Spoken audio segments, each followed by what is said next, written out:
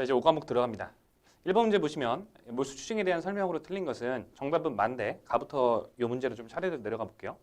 자, 몰수 같은 경우에는 그 물품의 소유권을 강탈시켜 버리는 겁니다. 보시면 금지품 밀수출입죄의 경우에는 금지품 밀수출입죄가 뭐죠? 뭐 금지품 밀수출입죄의 경우에는 뭐 금지품 수입죄든 아니면 뭐 금지품 수출죄든 혹은 그냥 밀수입죄든 밀수출죄든 앞에 붙은 건 상관없고요. 그 물품을 몰수한답니다. 이 경우에는 몰수할 수 있다라고 표현하면 틀려요. 몰수 같은 경우는 몰수를 한다, 몰수를 할 수 있다, 몰수를 하지 않을 수 있다. 여기가 지금 출제 포인트거든요. 왜냐하면 이제 몰수 같은 경우는 한다 하면 무조건 몰수를 해야 돼서 무조건 몰수라고 하고요. 할 수 있다라고 표현하면은 임의적 몰수라고 우리가 원래 이제 원로원에서는 그렇게 공부를 해요. 근데 여러분들이 거기까지는 알 필요가 없고요. 중요한 거는 몰수한다, 무조건 몰수다. 금지품 수출입죄 같은 경우에는 자, 세관장의 허가를 받아 보세구역이 아닌 장소에 장치한 외국 물품을 밀수입한 경우에는 몰수를 하지 않을 수 있다. 나랑 다 묶어 놓으시고요. 이 않을 수 있다에 각각 또 밑줄을 쳐 놓으세요. 여기서 말하는 이제 세관장 허가 같은 경우에는 보세구역 타소 장치죠. 보세구역 외에 장치한 그 허가를 받았을 때 상황을 얘기를 하는 거고, 다 같은 경우에는 일반 반입 신고를 할 때 이 신고. 중요한 거는 결국 얘네들도 밀수입인데 금지품 수출입죄든 아니면 그냥 밀수입죄든 전부 다 원칙적으로는 몰수하는 게 원칙인데 예외를 두고 있다는 게 참 중요한 거예요. 그래서 출제가 자주 되고 지금도 출제가 됐죠. 왜 그러냐면 사실 여러분들이 이 의미까지는 알 필요가 없는데 조금 부연 설명을 해드리자면 이게 대법원 판례에서 내려온 건데 이런 사례가 있었습니다. 보세구역 반입 신고를 하고 그 다음에 밀수입 행위가 이루어진 적이 있었어요. 그러면 판사님이 봤을 때는 약간 그런 거였죠. 아니 어떤 정신 나간 인간이 밀수를 하려면 그냥 몰래 배에서부터 그냥 몰래 가져가지 어떤 미친 인간이 보세구역에 반입신고를 한 다음에 세관에 우리 요거 반입신고 했습니다. 그 다음에 밀수입을 하는 그 정신 나간 사람이 어딨냐. 이거는 밀수입한 애가 잘못이긴 한데 추가적으로 세관도 참 통등신이다. 쉽게 말하면. 왜냐하면 반입신고를 했다는 거 또는 이런 상황에서는 허가를 받았다는 거는 세관의 어떤 의사표시가 한번 들어간 거잖아요. 의사표시와 그런 물품의 정보가 세관의 나와바리로 좀 이제 물건들이 들어간 건데 그게 밀수되는 거를 파악도 못한 채로 밀수가 이루어졌다면 세관도 좀 얘는 좀 멍청하다라고 좀 속된 말로 그렇게 생각을 하는 거고 추가적으로 밀수입죄에 해당은 하되 어떤 그 고의가 없었을 수도 있어요. 고의성을 좀 판단을 해야 되는데 거기까지는 여러분들 모르셔도 되고 어찌됐건 이런 반입신고를 하거나 허가를 받았다면 몰수를 반드시 하는 건 아닙니다. 상황을 봐서 이거는 밀수입죄는 맞는데 몰수는 과하다. 세관도 이걸 캐치를 못한 게 참 잘못이다 라고 해서 몰수의 예외 규정을 지금 두고 있습니다. 다 좀 중요하게 체크해 두시고요. 자, 밀수입 물품 중 몰수의 실익이 없는 물품으로서 몰수, 국가가 이제 몰수되면 나중에 국고기속이 돼버리는데 결국 가져가도 별 이득이 없어요. 그러면 몰수를 하지 않을 수 있다. 중요한 거는 내용이 중요한 게 아니라 이 부분에서 이제 바꿀 수가 있겠죠. 대통령령을 기획지정무령이라든지 이렇게. 자, 밀수출자의 경우에는 범인이 소유하거나 점유하는 그 물품을 몰수해야 하나 예비범은 몰수를 하지 않을 수 있다. 아니죠. 예비를 한 자도 포함합니다. 우리 원래 이제 형법이나 이런 데서 보시면 몰수 같은 경우에는 예비범 이런 사람들은 원래 형법은 다 봐줘요. 예비범은 처벌도 안 하는 경우도 많고 그런데 우리 관세법 같은 경우에는 뭐 미수범이든 예비범이든 교사범이든 방주범이든 엄청 세게 처벌합니다. 교사범이나 뭐 방주범도 그냥 정범에 준하에 처벌을 하고요. 원칙적으로 예비범은 형법에서 처벌을 안 하는 게 원칙인데 관세법은 처벌을 해요. 물론 감경은 들어가지만 어찌됐건 이제 몰수 파트로 다시 돌아오자면 예비를 한 자도 몰수에 포함된다. 몰수 대상이다. 참 얘는 좀 억울하겠죠. 성공도 못 해본 채로 그냥 당하는 거야. 그죠? 정답은 납니다. 자, 2번 관세법상 통고처분. 야, 얘는 금년에 이제 2020년에 나왔어도 올해 2021년에 또 나올 수 있어요. 그래서 굉장히 좀 중요하게 보셔야 되고 자, 벌금에 상당하는 금액은 해당 벌금 최고액의 100분의 10으로 한다. 틀렸죠? 30으로 한다. 이게 2020년에 개정이 됐어요. 그래서 30으로 한다. 저거 좀 체크해 두시고요. 자, 벌금에 상당하는 금액을 통과하는 것인데 여기서는 벌금을 통과하는 것이다. 형법상의 벌금을 통과하는 것이다. 뭐 그게 그거 아닙니까? 라고 생각을 하겠지만 그냥 알아두세요. 벌금을 통과하는 게 아니에요. 이렇게 넘어가면 제가 좀 찝찝해서 설명을 드릴게요. 원래 이거 그냥 모르셔도 되는데 원래 형법상에 벌금을 때리는 건 전과 기록이 남습니다. 범죄 기록이 남아요. 그죠? 근데 통고처분은 어떻게 뭐냐면은 세관장이나 관세청장이 통고처분을 하는 것은 그거 벌금에 상응하는 금액만 때리는 거예요. 그래서 전과 기록이 안 남아 통고처분은. 그러니까 이렇게 제시를 하는 거죠. 세관장이 딱 봤을 때 얘는 징역사에게 좀 그렇고 징역사에게 그렇고 우리 선에서 너 그냥 이렇게 얘기를 하는 거예요. 쉽게 말하면 통고를 할 때 이렇게 얘기를 해주는 거죠. 그 예비 범죄자한테 야 니네들 어차피 판사한테 가가지고 벌금 두드려 맞으면 어차피 2천만 원 벌금 나올 거야. 특정 행위를 했을 때.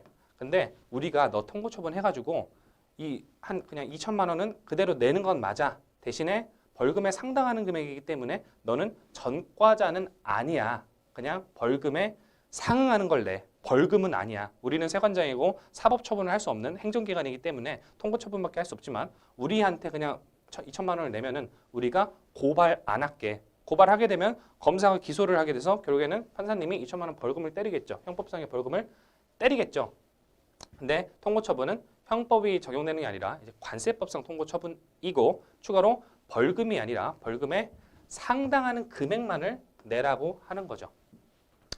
세관에서도 이득이죠. 어차피 벌금으로 넘어가 버리면 판사님이 때리는 벌금으로 넘어가 버리면은 관세청 징세 확보가 아니잖아요. 그건 이제 사법처분으로 넘어가 버리는 거니까 세관장 입장에서는 빨리 어차피 얘 그 벌금으로 2천만 원 낼 것 같으면 이제 머리 굴려가지고 야 너 그냥 우리한테 2천만 원 내 해서 넘겨버리는 거. 그런 게 통고처분의 개념이었다라고 이해를 하시면 될 것 같고요. 자, 통고처분하면 공소시효는 정지된다. 이게 정답이죠.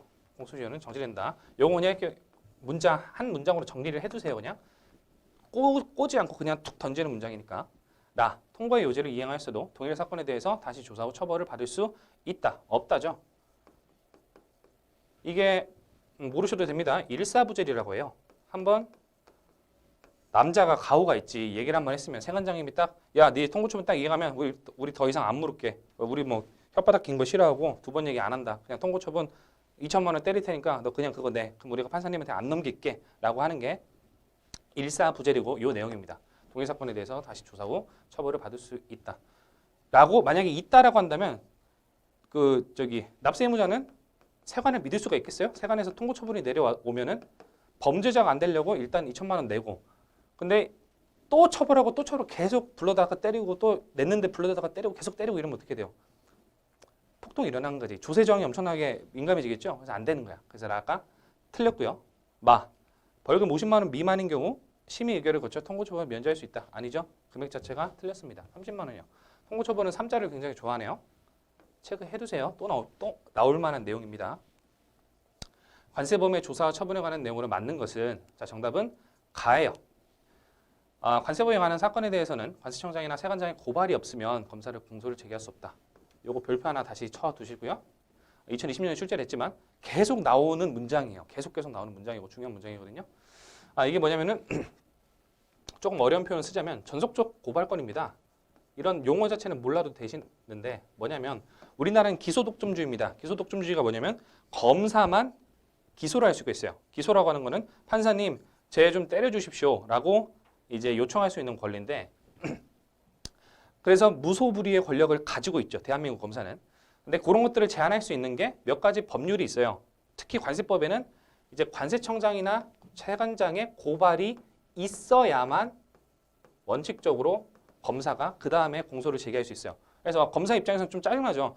아니 관세법이 아닌 다른 법령은 내가 때리고 싶은 거 입맛 따셔가지고 딱 골라서 때리고 얘 때리고 싶으면 얘 때리고 이렇게 하는 건데 관세법의 사건에 관한 경우에는 관세청이나 세관장 즉 여기 이제 사실 사나 부서죠. 뭐 외환조사과라든가 관세조사과에 고발을 받아야만 검사가 그 다음에 때릴 수가 있는 거예요. 즉 때리고 싶어도 검사는 좀 참고 있어야 돼. 세관에서 넘겨줄 때까지. 그래서 이거를 전속적 고발권이라고 하고 저 같은 경우는 이런 거에 대해서 상당히 할 말이 많은데 이것 때문에 사실 세관이나 관세청 안에 있는 썩은 비리들이 밖으로 나올 수가 없어요. 예를 들어서 납세 의무자가 잘못하면은 얘네들은 바로 고발을 때려버리죠. 검사님 이거 좀 진행시켜 주십시오 해서 고발 때리면은 공소 제기를 하는데 예를 들어서 같은 관세법에 세관 공무원을 처벌하는 규정도 있단 말이에요. 그러면 세관장이 자기 밑에 데리고 있는 세관 공무원을 고발을 할까요? 고발을 보통 안 합니다. 그냥 자기네 선에서 끝내겠죠. 그러면 검사는 공소할 수 있어요, 없어요? 공소할 수 없단 말이야. 지금 관세 범위기 때문에. 그죠? 그래서 그런 어떤 썩은 비리들이 이런 정신고발권의 큰 단점이기도 해요. 근데 여러분들 이런 것까지 모르셔도 되고 아무튼 고쳐야 되는 병폐 중에 하나긴 합니다.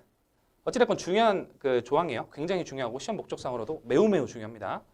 자, 나다라마는 뒤에서 이제 같이 보시면 자, 경찰, 검찰 등 다른 기관이 관세범에 관한 사건을 발견하거나 피의자를 체포했을 때에는 즉시 세관 공무원에게 인계를 해야 되는 거지 검찰 공무원이나 경찰 공무원이 자기네들이 다룰 수가 없어요. 세관 공무원은 특사경, 즉 특별 사법경찰 관리에 관한 법률을 적용을 받기 때문에 얘도 경찰관처럼 또는 검찰 수사관처럼 그 권한을 좀 부여받아 있거든요. 그래서 관세범에 한해서는 세관 공무원한테 던져줘야 됩니다. 경찰이 지가 수사하고 싶다고 수사할 수 있는 게 아니에요. 관세범은.